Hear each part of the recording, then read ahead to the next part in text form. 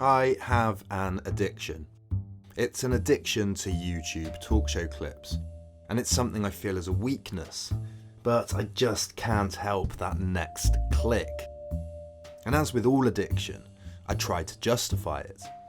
At its most obvious, it's a social mechanism for watching how the most successful among us respond to the most normal and vulnerable situations we're likely to see them in.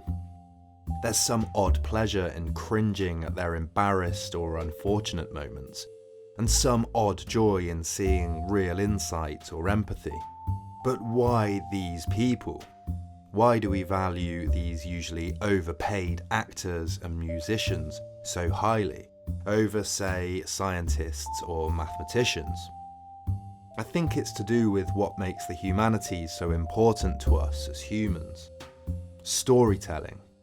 Although they are overpaid, it might just be because storytelling is the skill that is worth being paid that much for. Could it really be, though, that Hollywood actors and pop stars are actually worth more to us as humans in utilitarian terms than, say, a NASA engineer or a doctor? I wouldn't quite go that far, but there is a convincing argument why that's so. The humanities, English, philosophy, history, have seen a decline in popularity in recent decades as employers look towards the STEM subjects, science, technology, engineering and maths, as the most highly paid jobs and the most obviously useful subjects to us in the modern world. I say obviously because I think this presumption is based on short-sightedness. Marco Rubio said in 2015 that we need more welders than philosophers, and welders do earn more on average than philosophers. And the governor of Wisconsin, Scott Walker, has said that university funding should be set to the amount that discipline contributes to the economy. This is just patently foolish, and it begs the question: how do you judge which skills you've acquired over the years have helped you the most or your community the most?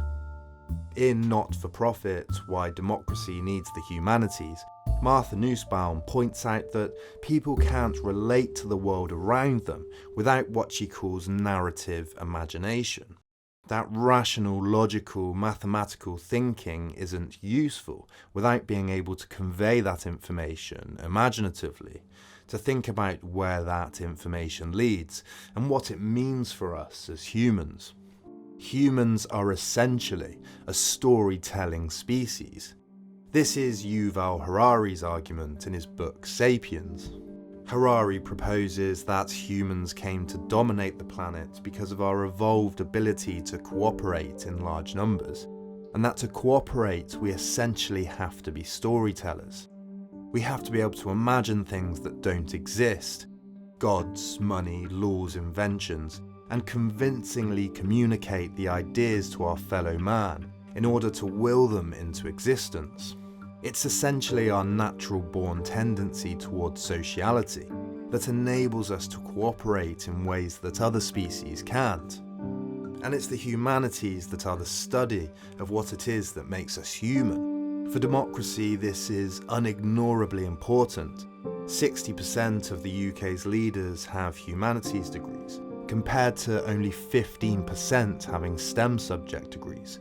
Whatever you think of politicians, being able to tell a convincing story of how a country should be run is the biggest part of living in a democracy. And it goes further. Even among the FTSE 100, 34 CEOs had humanities degrees, compared to 31 with STEM subject degrees. The story is obvious. If you want to get somewhere, you have to be able to structure a good argument, a good story.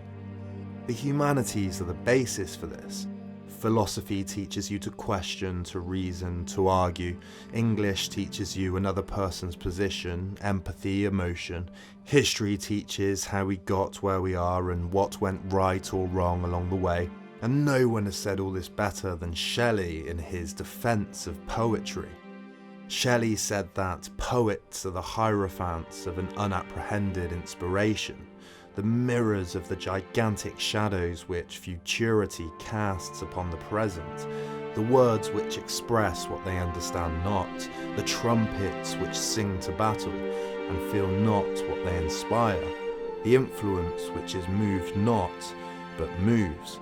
Poets are the unacknowledged legislators of the world.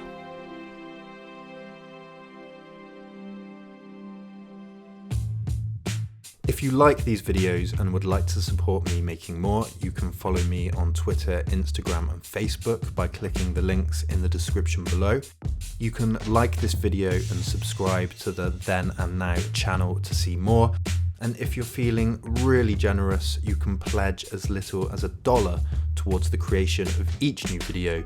You can click here to find out more. Thank you.